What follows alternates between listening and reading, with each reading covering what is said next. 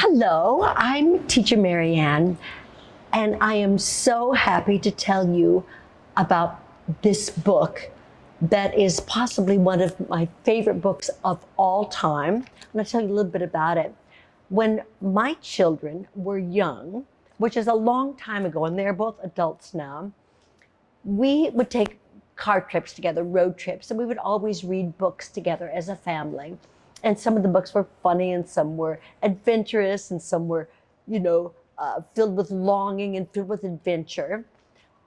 But this one book that I'm going to talk to you about right now, called Where the Red Fern Grows, is the favorite by far. And even if we talk to our children now as they are adults, they will never forget the time that we were in the car reading this book on a long road trip. I'm going to tell you a little bit about the book. The book is actually quite famous. It's written by an author named Wilson Rawls.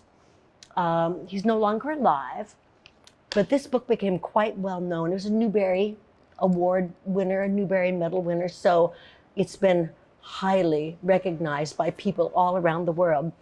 And it's about a boy, a young boy, who lived in a place in actually America called the Ozarks. It's kind of like a backwoods place in middle America. People are very poor, and this young boy has a dream.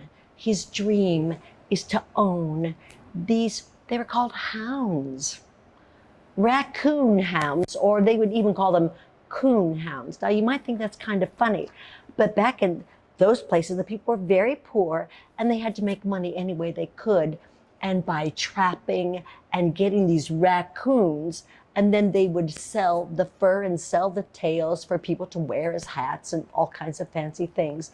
That was a way that they could make money.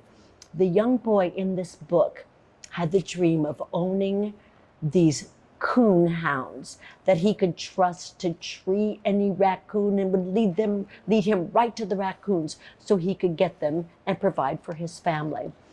It seems like kind of a funny idea for a story, but as this story develops, you see the love this boy has for those two dogs, Big Dan and Little Ann. I'll never forget it. I'm about to cry just thinking of it, because the story, I'm not going to give you a spoiler alert, but it's very feelingful, and it goes through the life and times of this young boy and these two dogs throughout their long life.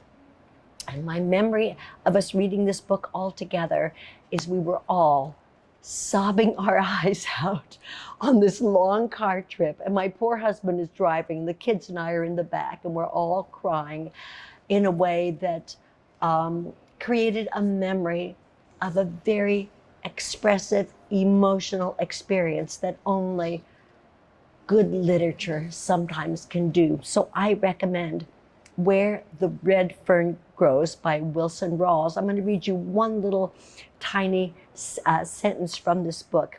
And this is from the young boy's perspective. And he says, this is after he finally bought these dogs. On my way home, I didn't walk on the ground. I was way up in the clouds, just skipping along. So he was in heaven after getting these two dogs who became best friends. Where the Red Fern Grows by Wilson Rawls. Enjoy.